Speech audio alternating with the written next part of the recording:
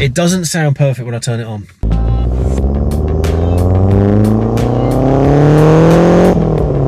You can't take your eyes off, can you? I can't even look at it. It's so bloody. That's so bright. Your future. It's your future. That could be your future. It could be. Yeah. Yeah. Jonny Smith, welcome. Yeah. Welcome. Thank you for coming along for a chat. We're having a chat. Taking some time off from the late break show, which is keeping you very busy and has been entertaining me a lot. Thank you. Into Lancia land. I just thought this would be a great place to have a look around and talk about Italian cars. And feel the heat coming off that. That's superbly bright. That pearl white. Yeah, you've been scoping this one. I have. I know you like it. I have. I'm going to have to put my sunglasses on to actually analyse it.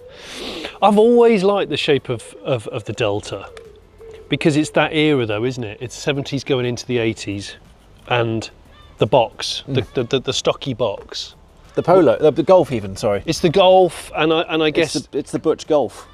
And the Audi, the Quattro, the original Quattro. They're all brothers of that era. And I guess I was born the year the Delta was launched, I think, not the Integrale, the regular Joe one. And I do remember as a kid, probably one of my earliest memories of watching World Rally was UR Kankkunen having it in one of those. In one of these, who was undefeated pretty much. They were the thing to have. But from my memory of growing up, there weren't many of them. They were really like unicorns. You occasionally see one roaming in the wild, but very rare. Then they started to come along more. Yeah, you'd see an HF turbo about now and again, or an 8-valve.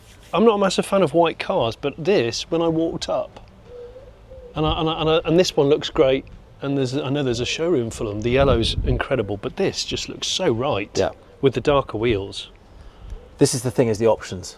Because you can still option these, and there's almost everything you can get either remade or there's enough of it original just about to spec it as you want. For instance, that funny 2-spoke steering wheel. Love a 2-spoke. Well, yeah, Blimmin' love a 2-spoke. We need to talk, this is something we need to talk about later because steering wheel options have been my last final sort of decision bugbear. Yeah. But the two, I don't know. To me, it looks like it's upside down. Does it? A little bit. See, I've always liked a 2-spoke, but I know it divides opinion. Yeah. It's a bit like wheels. People can be very finicky about wheels because wheels can make or break a car. I like a 2-spoke because it's very rally. Yeah. But I understand why it looks a little unfinished. Yes. Doesn't it? Well, it's interesting with these because the whole thing is about this is the seating position. So with the Evo 2, like this one, you sit higher up. Yeah. But the funny thing with these Deltas is you are slightly away from the wheel, so your arms are a bit stretched out. So you end up like scooched in with your knees around the wheel to get close to it, or you get a dished wheel like this one. So dished, or you could add a spacer possibly. Reset. Or you could you don't want to see a spacer though, do you? Not really. Pretty ugly. No. But you can adjust them up and down. Gosh, it's one of those dashes. It's all aeronautical. It's very aeronautical. It's all dials. That's why I love it. Yeah, and I remember... And it's what you, as a driver, it's what you spend most of your time seeing. You don't see the outside. No. I remember there was no shortage of... A guy I knew sort of around college, he had an HF turbo, but like a really ratty one. Yeah. It was cheap. But I remember the first startup and seeing all of the gauges. It was just like a light aircraft. But these things are a bit like Bitcoins now. Like the amount that have been crushed or left out. Like there's things lying around in the yard.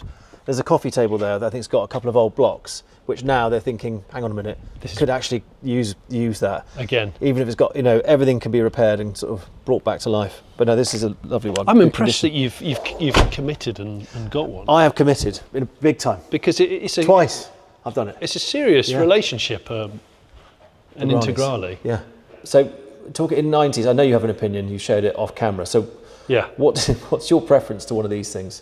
4-wheel drive with rally heritage? Yeah, so I mean the Evos are obviously worth a lot more. I mean, I really like these cars. I've always thought they were exciting and I've always thought they're exotic, because they are. But I think for me, one of the cars that I've never owned, and it's still on my list, a bit like one of these has been on your list, right? You've just fulfilled it. It's the first Quattro. Okay. And at one point in my life, I'm really like to own an early Quattro. Most people go for the 20-valve last cars with the most power, and they're the ones that are worth the most money right now. They're touching 100 grand. Not as much as these, I don't think.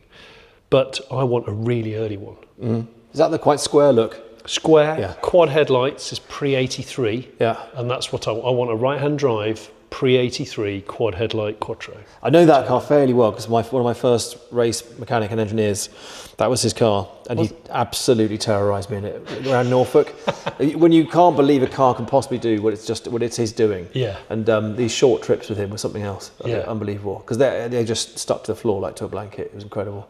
I love them, but I'm aware of the fact that I think in standard form this is a superior car. I think so. It's this will outhandle a Quattro, because the Quattro had that lovely 5-cylinder engine, which I do adore, but it's so far over the front. Yeah. You know, you pop the bonnet and like the pulleys are there. You think, if I just so much as have a 5 mile an hour accident, it's going to hit the engine.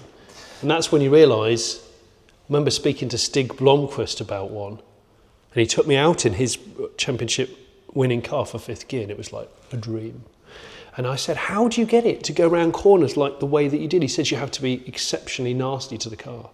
You basically have to kidney punch it to unsettle it so hard that it will then grip and dive back in. He said, if you don't do that, it's just wanting to understeer constantly. They're hooligans, these things. And you do drive them by the scruff of the neck. The little 16 valve, because it's narrower track, actually is a bit more, it wants to rotate and you can feel it bobbing around at the back. A tiny bit more than these, because they're just more planted. They've got more tyre on it. But they are lovely. But there's something about the Italian styling that just nails it. I think it's it's Italian rallying, not just rallying. It's the styling they put into it is amazing. But also one of the coolest 4-doors, because it's like you couldn't get these in a 2-door, 3-door. No. This was it. This was the shape. Until the reimagined. So the reimagined version. You've been to the Netherlands, isn't it? Where was the? They're the Matoro guys. Yeah, that car is 5-door shell. Yeah. The other guys in Italy that I've totally forgot the name of. Automobilista or something. Those they do the 3-door shell conversion. Brave move.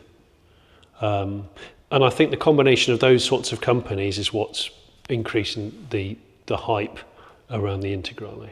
And maybe people like you, who are professional wheelmen and who've gone, I've driven all the supercars you can think of, and I still want one of these. Yeah. So this is like, you mentioned the Quattro, it's a big car. This is 4-wheel drive, but it's smaller, and you're in this sort of crossover between a hot hatch and something grander. Yeah. But the 90s, have you got a particular favourite of all the things you've driven that you think is the one? 90s cars. Oh, there's blooming loads. There's loads of stuff from the 90s. You were talking Ford Vauxhall earlier, which I thought was interesting. So when I was 17 and we all passed our test and things, a lot of my mates were Vauxhall guys. So I spent a lot of hours in the back of and in the passenger seat of Astra GTEs and also Cavalier SRIs, ideally the 130. These were affordable when we were 17 and you could insure them, but also they were fast and they were resilient to punishment, which is really handy when you're 17. The gear changing. Yeah, the gearbox was the weak part of the Vauxhall. The engine was unstoppable. I mean, the red top, as we now know, is a legend. And it's now, I wish I'd like one now. And in all the stuff I've done on the Late Break Show, I've done one barn find on an Astra GT and it was beautiful. And I thought, if that car was a Ford, it would be worth 4 times more, which I think is a little bit cruel. Is that because of the racing heritage, do you think? And that's what gives it the edge? I think it is. Yeah. I think Ford have always been the kings of marketing, and Ford Motorsport has always been able to translate into road cars. Yeah. Vauxhall have made really good road cars in the 80s and put into the early 90s, but I think it hasn't been on track. It's just been a good road car. Yeah, interesting. It's the motorsport has got a lot to answer for with a lot of these different things. It does. So this one's been done up by an artist. I believe it's going into the Saatchi Museum or something. Is it? Yeah. Would you go for one of these with a bit of graffiti on? What would I do? Would I graffiti a car? I probably wouldn't risk graffitiing a car of this caliber, but I love the idea. I've actually debated about doing an art car several times. I know sort of what I would do. And I like street art, I like graffiti art, have done for years. In fact, if you remember the band The Goldie Looking Chain, I built a car for them when I worked on Max Power, which was all done in Burberry livery, with shell suit upholstered interior. and we had the logo, which is a gold medallion on the bonnet, and I had it all done by some graffiti artists in Birmingham. Someone's had the wing off that already. Yeah. Over the last week, I've been on the road loads, and I've seen quite a lot of modern supercars. And you realise that modern supercars are not that rare anymore. Like when I was a kid, seeing a supercar of any derivative was a real event. And now, if we drive down here and I see a 296 Ferrari, you just go, oh, that's cool. Yeah. But like as a kid, if you saw a new Ferrari, you'd be like, oh my gosh. I think it's why these are getting a second life. Because I mean, your barn finds have been, it's amazing. But it's the tragedy is when you see them completely rusted out, and it's great that it's there, but actually to get that to run is extremely expensive, because anything that's made of rubber has to get taken out, replaced. The engine's probably pitted. They've got a million other things that are wrong with it. Yeah. So although it is a car, but whether it still has the function of a car is a different question. And the thing about these Lancias is, in period, we all know they weren't the best made cars. So quality control was not of utmost importance, shall we say. The same as Ferraris and other Italian brands of that era, French brands too, actually. They built an amazing thing, and it had so much charisma behind the wheel, but they didn't build it to last. It was like a firework. Yeah. So now, 40 years later or more, you're going, these rotted within 3 years of buying them. Especially in really horrible areas like A-pillars. Yeah, I've had a little bit of work still on my one for that. but not too bad. But this is the thing, is where these things really want to live. But it's great when you go to Italy and you see old Fiat 500 just parked on the street, just out there in the sun, the paint quietly baking. Yeah. But at least it's not being rained on in a corner of a shed where it's just slowly having a painful death. But it's from Tanc. This is Tanc Barratt showroom. I've never been here. It's great. Yeah, it's an awesome place, and there's always things are changing, moving, things are being bought and sold, but you never know quite what you're going to see. But I think this is one that he recently finished, and I think it's called Lord Blue. So you've got the same seats as the white car outside. Yeah. So I've always admired the fact that the dash is so fancy and kind of military. The gear stick has had no thought put into it at all. It's just a stick. Yeah, with a ball on the end. Yeah. Someone spec'd that one, but it's just a black ball. It's just a ball on the end of a tube. Yeah. If you remember Lego, the gear sticks on Lego sets. Yeah. It's the same as a Lego. But they're surprisingly usable. Yeah. You have to think about it a bit. Yet another steering wheel option. So this is the Evo 2 standard fit Momo. I think I'm right saying that, which is still a flat dish. So you've got your arms out front. You're still doing the Italian. Still doing that. Frog legs and stretched arms. Arms over. Yeah. And sitting higher up on the Recaro. Yeah. With some seriously flashy, racy pedals. You've reminded me that gear stick, I think, was shared or really, really similar to Fiat Strada Abarth. That's a secret weapon, that one. That rare as a hen's tooth. It's probably the rarest hot hatch. Yeah. And apparently I've still never driven one, even though I've had the opportunity to drive one. I must do it. But that car, again, they rot like hell and they all disappeared. Apparently better than Golf GTIs, better than Peugeot 205s, and actually quite an old hot hatch. So Strada Abarth. Strada. And quite ugly. But in a cool way. It's got coolest door handles of all time. I think, and the interior on it is off the charts. So I got quite obsessed with the Peugeot 205 GTI. Yeah. And the 1.9 or whatever. Yeah. But actually the value of it got up to a place where it was roughly the same as a Lancia 16 valve. Yeah. But the Peugeot doesn't have four-wheel drive, has less power. Yeah. It's not as flash inside. There's just not as much car, which seems a bit mad. And it's not a homologation car, right? No. I mean, I know the T16 thing is, the mid-engine one, but they go like stink. Yeah. And they look cool. Yeah. And it's French. Is that why you went for a Delta Integrale then? Because you thought, do I get like a mint 205 or do I start with just another calibre of car? That is what happened. Yeah. I talked myself up and then just looked across and just thought, hang on a minute, there's a massive mismatch. Got to go for the 16. And it's been great, and it's completely original, and it's been a ton of fun. I think you broke that door just then. Did you break that? No. You think you may have done? That's Italian groaning, it's absolutely fine. Love it. But could you tell me how you got here? Because your YouTube channel has come out, it's like gone out the gate like a rocket. You're having crazy times with Porter. Richard Porter and doing the stuff with him. podcast. Yeah, the podcast. Well, okay, so the podcast, we were doing a video before the podcast, and then we turned it into a podcast when we had to because of the pandemic. So that's as old as the pandemic now. And it's one of the few success stories of COVID, really. Because the last time we filmed together properly, we were trying to two-wheel and failing mostly. I was anyway. So we had Terry Grant, who's famous for doing silly things with cars. He gets out, stands on the roof, does donuts whilst the car drives itself and somehow doesn't die. And we went to his two-wheeling school. We did, which was quite humbling. So I thought this would be quite easy because I thought I can two-wheel a quad. Well, this is going to be, how hard is it going to be? And we even had the training wheel, didn't we, on the side? This was for fifth gear. It was. I do remember this. 2010s. This was at Santa Pod Raceway. Yeah. And I remember thinking, oh, well, it'll take about an hour, but then we'll both master it. Yeah. You'd be able to do it for, say, 20 seconds. 20 seconds on two wheels is like half an hour. Yeah. It was amazingly It's like difficult. drifting an entire circuit faultlessly. Yeah. Not easy. Can you remember what you were doing wrong? I think you go into the ramp and then you have to turn, obviously, into the ramp to make it go up. But then your fear kicks in and you back off. Yeah, exactly. And as soon as you back off, it seesaws and slaps. I started crawling along at 1 mile an hour, thinking I was still doing 20. No, you've practically hit the brakes. And it's... Or I just went straight onto the roof each time. And I thought, the next time I know I'll be fine. I'll get straight onto the roof. This was us trying to break into television anyway. Yeah. This was our thing. So now that you're filming them, people are coming to you. Like, I have a barn and a car story. Yeah. Get it In on. the early days, I would chase and sniff them out more. Now, I'm filming more of them, and every one barn find video I put out, I probably get 5 emails, and out of those 5, probably 2 are worth doing. But what is your? You must look at your email. Right, the one. What you're waiting for one. It's going to come in. That's going to absolutely make. What is the one you desperately want to see? That's a really good question. I would love something like. I mean, a Porsche 356 would be really nice, right-hand drive. I would love something Italian that's unmolested, like an Alfa Montreal. Yeah.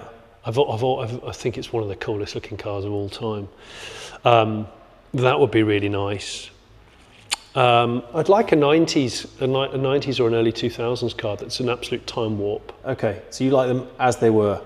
So we were talking about this in a sort of less sexy context about the VW Transporter, which I'm mostly driving at the moment because I've got cars being fixed. You're a T5 man, yeah. So, and people love to modify them. So we could get, and I might attract a bit of hate in the comments, but I've kept mine completely original, which you approve of. I think even down to the good. wheels. Yeah, it's basic. I've got the absolute factory wheels on it. I didn't want to do rims because I don't want it to be crashing around on potholes, which we seem to be breeding in this country, like sheep. And it's cool, and they last quite a long time, and it is as it was. Yeah, I mean, look, I like them. I like Volkswagen vans. You know, my first job was a VW magazine, and so that's what got me into journalism. Was air-cooled classic Volkswagens, modified and standard. But I think that the more modern breed of van, the T4, 5, and 6s, I think the problem is people. There's a lot of bad taste. Yeah. In the modifying world, that's just my opinion. When you start spending 100 grand on a van that's a diesel builder's van, I think you have to have a really long, hard. The hint's in the title, isn't it? It's a van at the end of the day. So, all right. So on that note, then, I like vans. In terms of modded car, so I was thinking, all right, this would be the same with me because I've got this, rescue Lancia. Yeah. I want to keep it original. I want all the character to be the same and so on. I'm anti sort of tuning and mods, but I've ended up having to mod it a fair amount because the dampers and the shocks were rusted out. Even down to the shims were completely rusted through. It was non-functional, so that had to go. Yep. And then also there was some wear in the cylinder, so we've had to bore that slightly. Yeah. New pistons have gone in, so it's got more power. And then some mapping has happened, which just was sort of natural. I'm not anti-mods at all. I like customised cars. I think you just got to be very careful. Yeah, and respectful. But also these, obviously we know all the problems with these cars. They're 40 odd years old now. We know where Lancia went wrong, and we know what could be better. And modern tyres, modern suspension, modern brakes. Yeah. You can improve them without bastardising it. It's a very fine line. I mean, on a car which is worth an enormous amount of money now, there's that fine line between sympathetic mods. Glad you said that, because Yeah, should we go and have a look at mine then? Yeah, so I feel yeah. a bit more comfortable showing you because you're not going to throw me under the bus, literally. No. Right. I'm not like some sort of like modifying Luddite. All right, fine. No. Fine. I can show you mine then. Is that yours? Well, that red one is Chris Harris's. Is it? Yeah. And that's my one. Well, yours is more finished than his. It is more finished. Okay. It's more black than his as well. See, I'm not a fan of red cars. Right. Not that the colour is the most important factor, because it's not. It's condition and maintenance and stuff. That looks really nice. You like it? Yeah. Excellent. So what wheels are these? These are the Abarth racing wheels. So they're a bit big. I think I'm going to get this right. 17 inch. So they are 2 inches bigger than the originals. You've got the AO52s. These are the exact tyres that I've got on my Austin Allegro. How does it go on them? Well, it's not finished yet. I haven't finished it. It's a bit racy, that tyre, and it's got quite an abrupt shoulder to it. So it does change that. If actually it grips almost too much. Does it? Yeah, it's really, really good. I've heard. For track and stuff like that, it's a great tyre. That's a phenomenal thing. Gosh, it looks. So is that black or is that grey? So it's black it's got metallic flake in it. It's got hints of bronze, so it changes colours in different lights. But it's an original factory colour. Looks really good. I think it's lovely. Looks really But good. the racy wheels that looks like sort of almost like a Le Mans spec wheel. Yeah. They're pretty cool. Oh my gosh, look at your Lego stalk. Yeah, check it. I mean, look at it. It's bare bones. There's no ergonomics to that stalk, but I remember having driven the Resto-mod one. Mm-hmm. They left the stalk. I think they remade it, but in billet. Yeah. But it looks the same. They've lightened the Resto-mod one, haven't they? Yeah. How much have they taken out of it? A lot of carbon fibre. Yeah. Oh gosh, Ben, you've asked me. I don't know. It feels like it's 150 kilos or something, isn't it? It's a lot less, and it's up on power, despite being the same block. And can you remember what the power figure is? Is it like 350, 400? Yeah. So this will be 285. Just watch my roughly. video. I'll watch the video. His videos are great. Go and check him out. Yeah, thanks. This got perforated, slightly quilty leather as well. Yes. And my favourite bit of that is look up in the ceiling. Whoever spec'd this in the 90s was a bit of a player and has done the ceiling as well. Padded leather. Padded. So if you do end up on your roof, you've got a little bit of cushion there. Yeah, and the sunroof's even got a padded cover too. Yeah, and it works. So was this one of the cars that was out in the yard here waiting to be saved? Basically, it was a barn save, and it was stored on one side of a just picking off. Wasn't leaving the paint on. Yeah, it was in a barn, and it was on a side where there was a leak. So it was starting to nibble. I can't remember. The thing is, it's been so well restored. The guy's done an amazing job. It was nibbling into the A pillar, bit of rust, which is a hard place to repair. but it's all gone through really well. So you would never know to look at it now. Have you actually driven it yet? No. Haven't you? No. So it's fresh. 0 miles rebuild. It's a 0 mile rebuild. It's actually ready, although it appeared a couple of weeks ago. Matt Armstrong came around and did a little bit of a pointed at a few foibles, which we've tidied. Not least of which is that it was the first time it'd been turned on, and it didn't even have an ECU map on it, so it rumbled a bit. Yeah. But it now runs. Yeah. So if you like, we could go for a quick spin. Oh hell yeah! We should definitely go for a spin. Maybe one day this will be my kind of like Audi Quattro-esque. Well, let me see if I can convert you to one of these from an Audi. Okay. All right. Let's give it a spin. I'm not in the market, just so you know. I think you could be. No, I've got a lot of cars. Try the leather. See how you feel. It doesn't sound perfect when I turn it on, but that's just because it hasn't been fully mapped. All right. Don't worry. I'll put the window down just to crack. Yeah, there we go. So I love all these little details. That's nice. It tells you the door's open, but yours is not. It's just there's a slight fault. They're ironing that out. This is still very early days, so Matt Armstrong, no funny comments.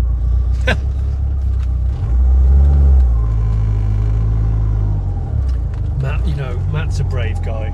Oh, I don't know how he does it. I'd take my hat off to anyone that buys like a 1-year-old crashed M5 or something and rebuilds it. There's no way I would risk that.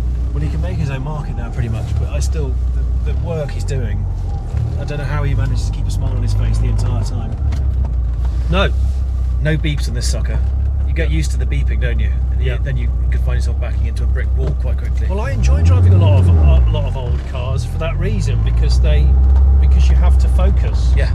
And I drive a lot of brand new stuff, so it's a good kind of palate cleanser to go, no, like this is not going to save you. focus, concentrate, and enjoy yourself. And definitely with this thing, because they aren't the strongest made cars. No. But they are awesome. I love the smell in this thing because the leather's all been treated. Yeah, it does. It does have a really, really distinctive smell. And the door cards are so basic. Yeah. Well, everything's basic, but I mean, I like that, and I do think that as cars become more and more complex, and I've said this to a few people, I think people will start to crave more and more analog weekend vehicles or treat vehicles, whatever you want to call them. Yeah. So therefore, that's why, beyond about 2005, 2009, I think that's why these cars are only going to grow in appreciation. That's why 3-pedal supercars are going to keep going higher. 2-pedal supercars, I'm not totally convinced. I know, they're just a bit boring. They're efficient and they're damn fast, but out and out speed is not the end game. You want some feeling.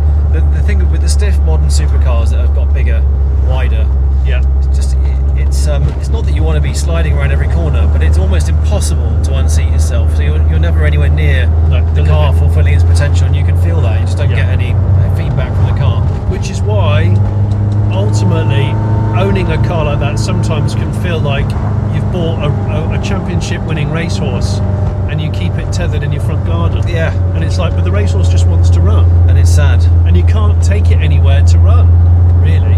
Which is why a slimmer, older school car that fits on the road still, that you've tweaked, is so much more satisfying. The guys in Wales who are doing the MST Escort reboots, they're getting a lot of owners who are selling more modern supercars and ordering a hyped up Mark 1, Mark 2 Escort to their spec, because they say, well, it fits on the road. Yeah.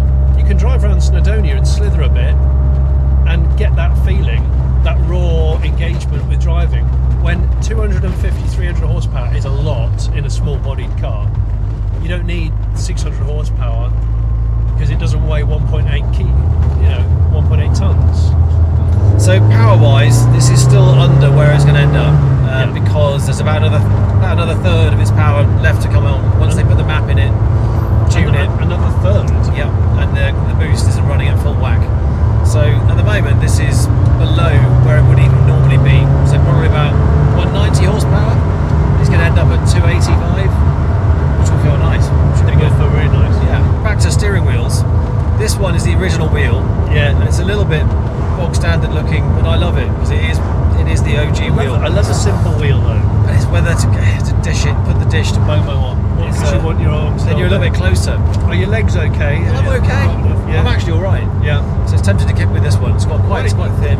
Your thumbs fit into these grooves really well. Could you put? Because I mean, for security, I would probably quite like a quick release steering wheel anyway. What, do a Mad Max style? Just take it with you. Yeah. Well, why not? It's like the ultimate anti-theft. That's a good point.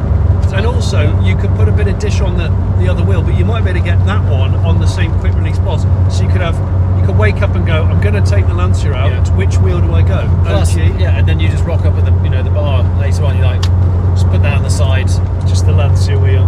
Order a shandy, and nobody's going to say anything. Yeah. Well. Yeah.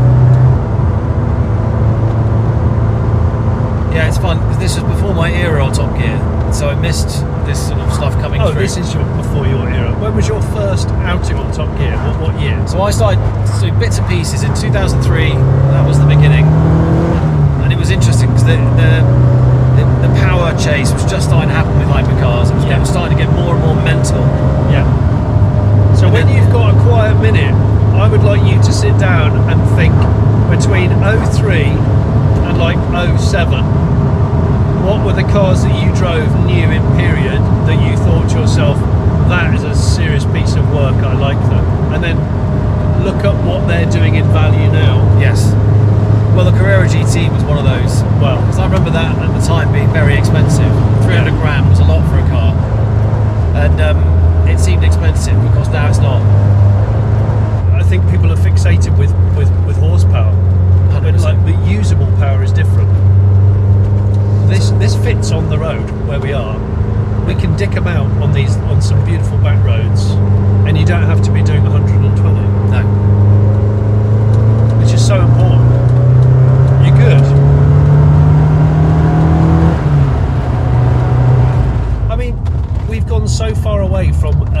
car magazine show, like old Top Gear. We're talking like 80s Top Gear. When I was a kid watching Top Gear, it was a car magazine show. Idles better when it's hot. You can see it's happy. Yeah.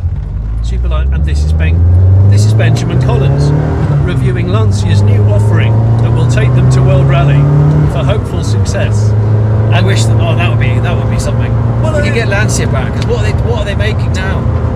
I'd love that. That would just be a dream thing. Yeah, and Lancia, or Lancia as everybody tells me it is, they have one of the most successful back catalogues of innovative cars. Obviously racing, but also like engineering innovation. They were one of the early engineering tour de forces. Yeah. And yet to a younger audience now, they're nothing.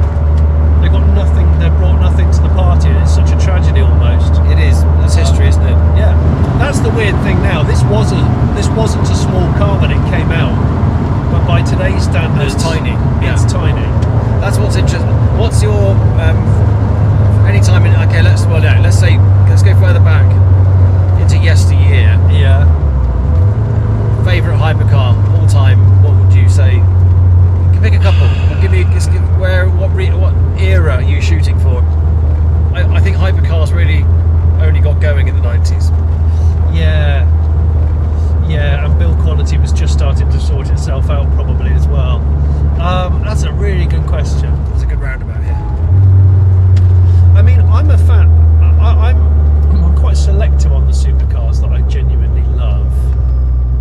I really like Koenigsegg as a brand. They're odd. I know you had a bit of an interesting grass mowing. I did, but they're so different compared to. Here we go. I think They are this really- one they are compared to really yesteryear. Yeah. It's just so planted, isn't it? It's so flat, isn't it? So Koenigsegg. So you're thinking 2000s? Yeah. Yeah, so you got would it be mid 2000s when Koenigsegg launched? Yeah. 05, kind of around that era, the CCX. Yep. Really like them as a look and a approach to a car company. It's just so fresh. It's a beast, and they came straight out of the gate with an absolute beast, which is great. So for me, I mean, it would be great to be able to do that. Hypercars, I mean, a Porsche 959, that's 80s, isn't it? And a weird thing. A weird thing. 959 is great, beautiful looking car though. Yeah. It's kind of perfect. I think it's like the perfect looking Porsche. It's very era. It looks very of its time. I think it lived in the shadows of the Ferraris because it only, I think, was the quickest car in the world for a short space of time. Yeah.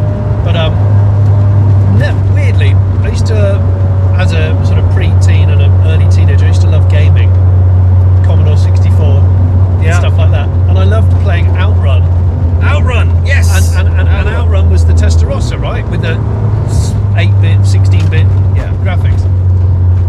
But I never loved Testarossas back then, as in the metal. I don't know why. I was more drawn to other cars.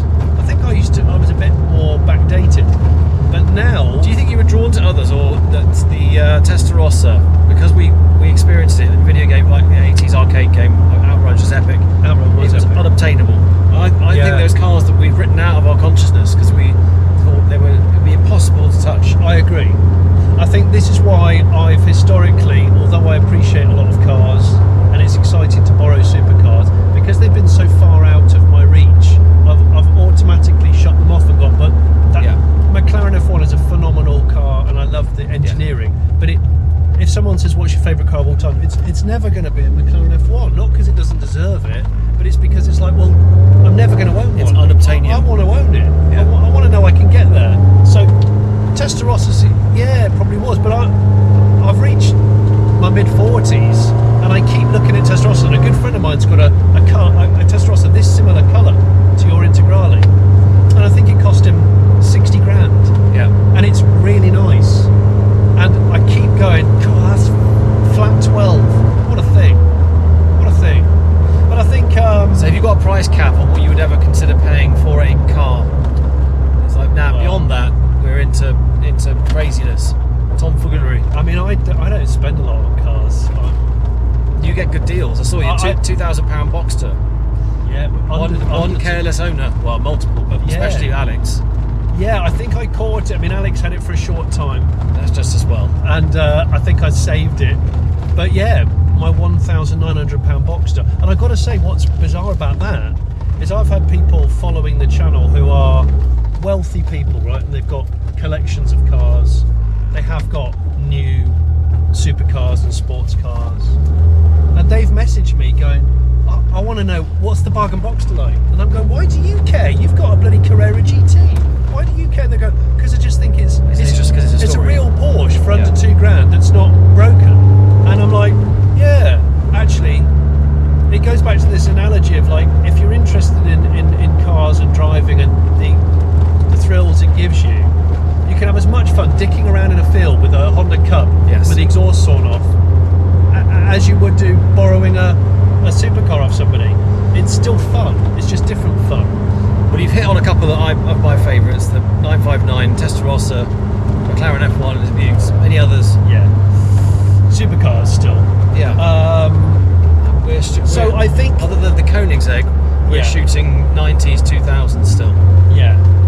So I very much like when the Holy Trinity came out, which is 2012, McLaren P1, you got 918 Spider, and then you've got LaFerrari.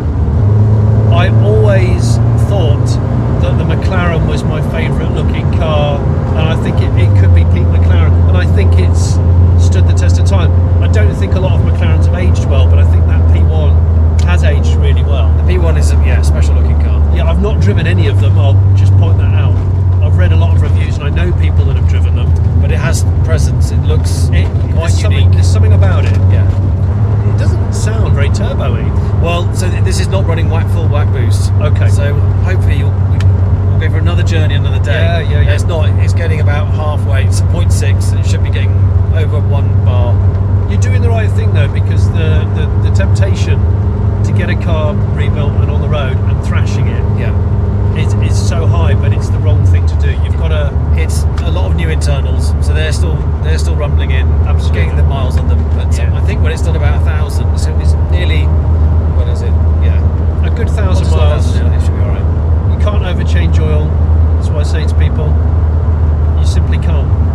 And I want to get this right because I love this car. I love everything about it. Yeah. And it feels like this is my new best friend. Is it a keeper? Yeah. And I want to use as much as possible. That's everything about it was just right. I've bought recently a Nissan Silvia. Of course you have. Because it's amazing. I never drove one before. Yeah. Worked on a film. It hasn't come out yet, so I'll be careful what I say. But it involves some drifting. And you were like, wow. I just went out in this car. I thought, it doesn't look. I'd seen them, but I was more aware of the skylines. People talk about those more. Yeah. Went off. I've never experienced anything like it. It was a standard road car. Oh, it's totally standard. And you just maybe had a few mods in Japan. Honestly, you just tap the throttle, go sideways. The car just automatically it just almost steers itself. It's incredible. Yeah. It's so easy. What was that? S14? S15. S15. Yeah. Okay. It's lovely. It's a beautiful shape. So yeah. S15 is good. Better looking than them. Yeah. Wow, that's cool. It is cool. Oh, you really are building up a serious portfolio of vehicles. It's dangerous because they take up a lot of space. Yeah. But I love it. So started treating myself a bit. People assume that I'm like Mystic Meg when it comes to classic cars and buying wisely. I'm not, but I have thought to myself, and I said it to you before, I think the future of cars, sort of mid-2000s cars that hit about 2025, that's when people go, oh, is this now a classic? Stuff with the 3 pedals definitely will hold, I think, higher regard. Yeah. Because it's more engagement. It's more engagement, but they're in danger of extinction. Yeah. And as soon as something becomes extinct, you crave it. I auditioned for Top Gear, Did you? I got really close. In which year? It was around what, 2012, I think. Yeah, C63 AMG Mercs. That's the one that we had to drive. Yeah, that was it. To do the test. I actually did the VW Sirocco. Yeah, that's right. Yeah, in the studio. Yeah, I'd like. I was saying on the podcast ages and ages ago. I'd quite like to find a copy of my audition tape. Yes. Because I didn't embarrass myself. I don't think the fast driving and doing skids whilst talking to camera, I was exceptionally nervous about, because I'm not a race driver, and I'm not a hot driver. I'm an average driver. I've driven a lot of cars, but I can learn a car fairly quickly, but not as quick as you. But you've been out in some stuff. I was very jealous that you went out in the 037, the Lancia rally car. The Lancia. That was so cool. That was special. And that, if you and think noisy. You could hear it. Even in the video, you can hear it. It's that high-pitched, tinny stuff that would destroy an eardrum. It's one of the most unusual four-cylinder engine sounds out there. It's so shrill. It's so shrill. And if you think this car smells of fuel, it's nothing. Nothing compared to an 037. But look, I'm glad your door's closed now, according to this. What do you think about the sounds? Do you think I should have gone a bit more boy racer? I quite like it. It's subtle. I think this is got good. some oomph. Yeah. I think people make the mistake of going too loud on an exhaust, and then it becomes tenious. Yeah. Really quick, and it stops you from driving it further. Well, there was a guy at the show. I was at the show this weekend. Drove past me, and it did the back. He said it was a backfire bang, and it actually caught. I've lost now parts of my hearing that will never return. Oh, the whole pop bang. Yeah, pop bang. Yeah. I can't stand it. What's it for? Again, it gets obnoxious. boring. It's so boring, very good. Especially if it's on a DSG gearbox, because it sounds like someone is basically being flatulent down a trombone. Yeah. To me, and that's not so cool. On my Dodge Charger, I've got a switchable exhaust, which I had made, so it's a solenoid. Can you talk me through your collection? What have you got? Well, it's not a car. You've pulled up in a press car. I'm borrowing. Yeah, I'm driving an EV test car this Yeah. week. So my own cars. I've got a pair of Hondas, a Honda Insight and a Honda Element. They're my kind of sensible cars and family cars. So what was that Honda? A Honda Element, which is like they never sold it in the UK For a reason? No. What is it? Should have been. It's like a boxy off-roady CRV that looks better than a CRV. Niche choice. Yeah, but I like a niche choice, Ben. All right. And then you've got the Insight, which is obviously the world's first hybrid car. Right. So that's like, an 80 to the gallon, amazing thing from the 90s. I love that car. I've owned that car twice. And then I've got the Austin Allegro Civic Type R on Street racing Sleeper. tyres. So that's got a Honda engine, but it's not a Honda. Yeah. And that's been a big project of mine. Probably the most popular project on my channel, because that's going to hopefully be a bit of a hellraiser. Yeah. In fact, yeah, it'd be nice to play on track in that at some point in the future. 100%. So that's that. Then I've got the Dodge Charger, which I've had for years. Again, manual gearbox, Yeah. what makes it quite rare. Then I've got a Chevrolet Impala, which is the never-ending story lowrider project. Then I've got the Bargain Boxster. I've got me and my podcast partner Rich Porter, we share a Vauxhall Senator limousine, which is our To roll up in style together. it's when we go on tour. That's When we brilliant. do the podcast tour, that's it's sort of an ex-funereal. So we got that. I've got an ex-Tokyo Taxi Nissan Cedric, Sweet. which is just the most smooth thing. That's on air ride suspension. I've saved a smart Brabus Roadster from death, I remember those. Yeah. and I've always liked them in period. The And drive shafts didn't quite keep up with the amount of power. No, and they leaked even when they were new. Okay. So there's That's a lot cool. of- That was a cool car though. It is a cool car. It is, and it's like this. It was a fantastic design and a very rewarding car, but not brilliantly made, really. So now I'm going to save that car. And there is another car, but I've actually forgotten what it is. So Boxster. I forget what I've got. It's bad. It's sad. Bad and sad. And I forget what I've got. But it's gnarly.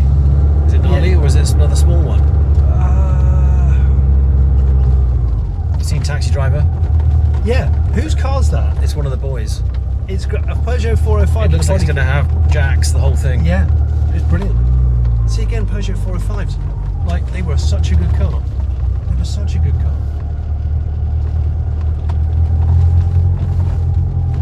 back at base. This really is integrally central, isn't it? Oh, bloody hell, there's a whole new row of them. I didn't know there was another row up there. Yeah, So people come from all over the world. Yeah. Tanc's international. He's got the cars going out to Colorado, you name it, Montana, all over the US, all over Europe, Japan. Colorado. Yeah. Would you take one of these at Pikes Peak? I mean, Going back to my fetish for Audi Quattros, same era. Michel Mouton, Pikes Peak. It doesn't almost doesn't get cooler than that for me. Thanks, Johnny. Thanks for putting up with my driving and a few potholes. But what's the verdict? I love it. Yeah. Yeah, it's just prime. For me, it's everything that you'd want from a retro car. Awesome. In fact, it doesn't drive as old No. as it is. I think it's because we're so used to now to these like really hard flying suspension, Yeah. and I think this has got so much bang still from the 90s. It's still rocking, isn't it? It still looks good too. Yeah. Right. What's next for you? You got more stuff. You're always shooting. What are you shooting next?